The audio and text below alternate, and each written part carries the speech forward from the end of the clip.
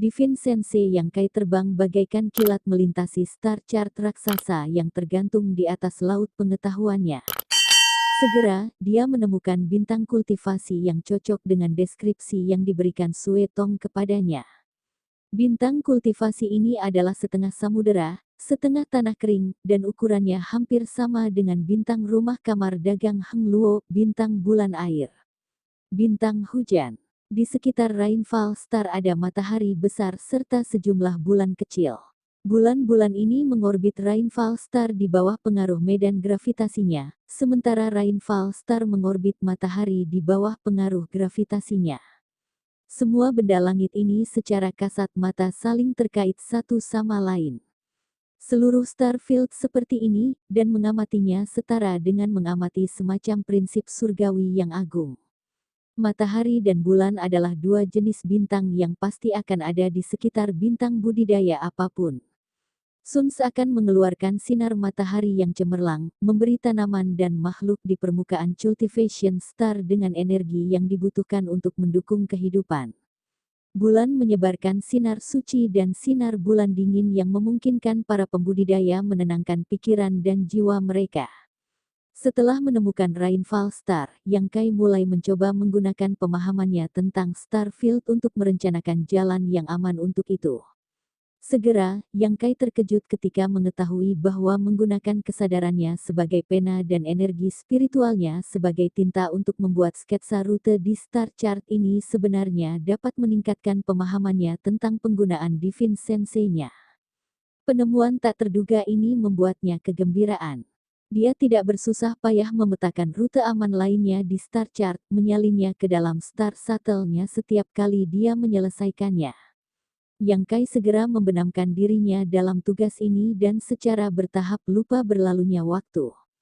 Merencanakan kemudian menyalin rute aman ini di Star Chart lalu ke Star Shuttle-nya menghabiskan banyak energi spiritual. Yang Kai terus memetakan berbagai rute aman dari satu bintang kultivasi ke yang lain di Star Chart selama beberapa hari. Beberapa dari rute yang aman ini sangat panjang dan akan memakan waktu beberapa tahun bahkan dengan starship yang cepat. Yang lain cukup pendek sehingga hanya beberapa bulan yang diperlukan untuk menyelesaikannya. Pemahaman Yang Kai tentang bidang bintang menjadi semakin dalam saat ia melanjutkan bentuk latihan yang tidak biasa ini. Pemahaman dan kontrolnya atas laut pengetahuan terkonsentrasi juga tumbuh pada tingkat yang nyata. Baik di dalam maupun di luar, Yang Kai merasa seolah-olah jiwanya telah dibaptis dan disublimasikan. Namun, dia tidak benar-benar tahu berapa banyak menggunakan berbagai rute yang dia rencanakan. Dengan bagan raksasa di laut pengetahuannya, bergerak dengan aman di lapangan bintang adalah tugas sederhana baginya. Satu-satunya cara untuk memverifikasi kegunaannya adalah dengan menggunakannya. Yang Kai berhenti merencanakan kursus baru di satu titik dan membandingkan rute Starship yang dia berlayar dengan yang dia buat. Ketika dia menemukan bahwa rute aman yang dia rencanakan menggunakan Star Chart raksasa tidak jauh berbeda dari rute berlayar Starship, Yang Kai cukup bersemangat dan kepercayaan diri serta motivasinya meningkat. Yang Kai kemudian mulai mengamati rute di depan ingin melihat apakah mereka akan menghadapi bahaya. Namun setelah pengamatan singkat ia menemukan sesuatu yang salah. Starship yang dia naiki akan berlayar selama 1 atau 2 hari lagi sebelum memasuki bagian Starfield yang dingin dan terpencil. Ada banyak asteroid di wilayah ini dan cahaya dari semua bintang di sekitarnya lemah dan suram tanpa aura sama sekali. Semua bintang ini adalah bintang mati. Menghubungi Sue Tong, dia bertanya tentang daerah ini. Sue Tong dengan cepat menjawab, Tuan muda yang tidak perlu khawatir, itu adalah zona mati dingin yang terkenal. Kami memang akan melewati itu. Petik 2. Apakah tidak ada masalah dengan itu? Yang Kai tidak segera bersantai dan bertanya.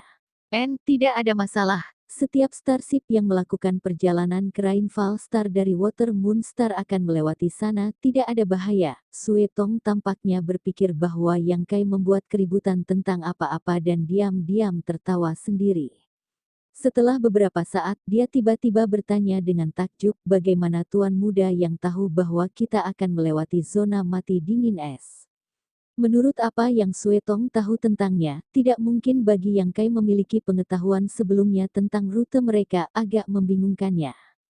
Yang Kai tidak menjelaskan dan malah mengakhiri pembicaraan sebelum melanjutkan untuk mempelajari star chart raksasa dan meningkatkan kemampuannya untuk memanipulasi energi spiritualnya. Di ruang berbeda, jauh lebih mewah dari Starship, Sui Yue duduk dengan santai di atas kursi yang nyaman. Dia memegang gelas di tangannya, diisi dengan anggur merah gelap, menikmati rasanya dengan elegan saat dia mendengarkan laporan pengawal Origin Returning Realm-nya. Tuan muda, aku melakukan pemeriksaan menyeluruh dan menemukan bahwa tidak ada yang tidak beres dengan materi yang dikirimkan di atas kapal luar angkasa ini. Memang itulah yang dipesan Raging Flame Sek tanpa tambahan kargo yang tidak terdaftar. Petik 2. Tidak ada yang ekstra atau hilang. Sui Yue bertanya dengan lembut. Tidak ada. Aku bahkan menangkap salah satu kru dan memata-matai ingatannya, namun aku tidak menemukan masalah sama sekali. Petik 2. Oh. Sui Yue menunjukkan ekspresi serius di wajahnya, jari-jarinya yang ramping dengan santai menyapu rambutnya yang panjang dari wajahnya saat alisnya sedikit berkerut. Gerakan Sui Yue adalah alami dan tidak disengaja, tetapi ketika mereka muncul di mata bawahannya yang lain yang berdiri di dekatnya, pria itu tidak dapat membantu mengungkapkan tampilan yang tergila-gila, napasnya menjadi sedikit lebih berat ketika tatapan itu berangsur-angsur berubah dari tatapan tuan yang tenang kepada serigala lapar yang menatap makanan lezat. Aura pria ini mulai berfluktuasi hebat ketika kekuatannya mulai mengembun, tampaknya diambang menerkam Sui Yue, tidak peduli sedikit pun dia juga seorang pria. Tuan muda, Tuan Realem pengembalian asal segera menyadari ada sesuatu yang salah dan cepat berteriak. Sui Yue terbangun dari perenungannya dan melihat ekspresi jelek di wajah bawahannya yang lain, mata jernihnya mengungkapkan makna jijik yang tebal saat dia dengan marah berteriak keluar. Kultivator Orde Ketiga Saint King akhirnya sadar kembali ketika dia mendengar teriakan ini dan wajahnya memerah karena malu, berharap dia bisa segera menemukan lubang untuk merangkak masuk dan bersembunyi, dengan cepat meminta belas kasihan sebelum berlari keluar pintu. Setelah dia pergi, orang tua asal kembali alam hanya bisa tersenyum pahit. Tuan muda, kamu harus lebih memperhatikan lingkungan kamu, barusan itu sebenarnya bukan salahnya. Sui Yue mendengus ketabahan logam yang mengecewakan, mulai sekarang, jangan biarkan dia mengikuti aku. Dimengerti, pria tua itu dengan lembut mengangguk menghela nafas di dalam hatinya. Jika itu bukan karena kekuatannya sendiri dan usia lanjut, beberapa saat yang lalu, bahkan dia mungkin telah jatuh ke dalam keadaan tertipu ketika Sui Yue secara tidak sengaja mengungkapkan auranya. Dia tiba-tiba mengerti bahwa tuan muda yang luar biasa ini memang dikabarkan, sama mematikannya untuk pria dan wanita. Biasanya, pesonanya hanya memengaruhi wanita. Namun, ketika dia secara tidak sengaja mengekspos aura yang memesona, bahkan pria akan menemukan diri mereka tidak dapat menahan daya tariknya. Jika orang ini dewasa sepenuhnya, siapa yang akan mampu menolak pesonanya? Jika tidak ada masalah dengan materi, apa yang coba disembunyikan Xin Rui? Sui Yue menunjukkan senyum dangkal di wajahnya sebelum tiba-tiba berkata, lupakan saja, tidak ada gunanya lagi membuang-buang upaya untuk masalah sekecil ini. Kamu boleh pergi. Ya, orang tua asal pengembalian itu dengan hormat pensiun. Kecepatan jelajah Starship tiba-tiba turun saat memasuki zona mati es dingin. Jika ia ingin menghindari asteroid yang bergerak tidak teratur, ia tidak dapat mempertahankan kecepatan aslinya. Segera pemandangan yang menakjubkan di luar jendela menghilang dan digantikan oleh kekosongan yang gelap dan sepi, tidak ada yang benar-benar layak untuk dilihat, seolah-olah Starship tiba-tiba jatuh ke dalam jurang yang dalam. Kadang-kadang, beberapa garis cahaya akan lewat tetapi secepat mereka datang, mereka akan menghilang. Melalui daerah terpencil yang luas ini, Starship besar terus bergerak maju dengan lancar, tidak terpengaruh oleh dunia luar. Rute ini tidak berbahaya, hanya sedikit bergelombang. Banyak kapal luar angkasa yang tak terhitung dari kamar dagang telah melewati tempat ini dan tidak pernah sekalipun ada kecelakaan serius. Jadi pembudidaya di Starship tidak mengungkapkan kekhawatiran apapun. Namun, sebagai Kapten Starship, Shinrui selalu mempertahankan tingkat kewaspadaan tentang lingkungan sekitarnya, tidak berani bersantai. Dia tahu bahwa kecelakaan apapun, besar atau kecil, dapat menyebabkan kerugian tak terduga. 2 hari kemudian, laut asteroid besar muncul lagi di depan Starship dan Shinrui memerintahkan krunya untuk bertindak lebih hati-hati untuk menghindari dampak sebaik mungkin. Ketika Starship memasuki laut asteroid ini, untuk beberapa alasan yang tidak dapat dijelaskan, Shinrui tiba-tiba merasakan hawa dingin yang tidak nyaman, seolah-olah krisis menimpanya. Terakhir kali dia merasakan sensasi ini adalah bertahun-tahun yang lalu ketika dia dikejar oleh seorang kultivator asal kembali. Berkat intuisi unik inilah dia berhasil melarikan diri dan bertahan hingga hari ini. Dia memiliki keyakinan besar pada naluri ini.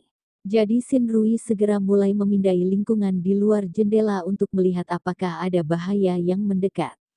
Sesaat kemudian, dari lokasi tertentu, dia melihat titik putih cahaya di antara zona mati dingin es yang gelap. Titik cahaya ini menembus kegelapan seperti pedang yang cemerlang.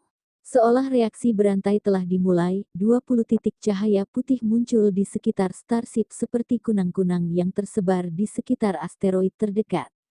Murid Shinrui menyusut ketika dia berteriak di atas paru-parunya kecepatan penuh. Buat kami jelas. Seseorang membuat perangkap menggunakan Starbreaker Spark di sini. Petik 2. Teriakannya bergema di seluruh Starship, memungkinkan semua orang di kapal untuk dengan jelas mendengarnya. Para pembudidaya di ruang kekuatan semua paling ketika mereka mendengar kata-katanya dan tidak ragu-ragu untuk meningkatkan kecepatan Starship secara maksimal untuk mati-matian meninggalkan daerah ini.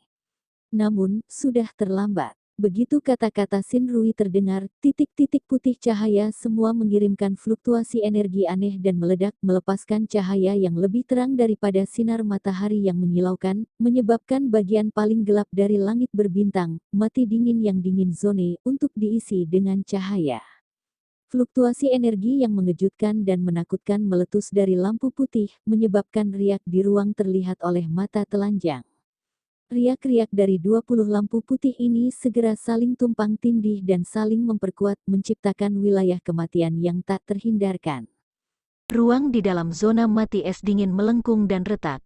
Asteroid yang tak terhitung jumlahnya langsung menguap, bahkan tidak meninggalkan debu. Kelas tinggi Saint Great Star King yang baru saja dipercepat dengan cepat ditelan oleh gelombang destruktif ini, lambung yang sangat kokoh, yang bisa membuat Starship aman berkeliaran di Starfield, sama rapuhnya dengan tahu sebelum riak-riak ini dan seperti asteroid di sekitarnya, berubah menjadi abu, memperlihatkan interior, setiap orang dari para pembudidaya kamar dagang Heng Luo menjadi pucat karena ketakutan, ketika kengerian memenuhi wajah mereka dan hidup mereka melintas di depan mata mereka, ketika gelombang destruktif menghantam, terlepas dari seberapa tinggi budidaya mereka, semua meledak menjadi kabut berdarah bahkan dengan tulang mereka yang masih hidup.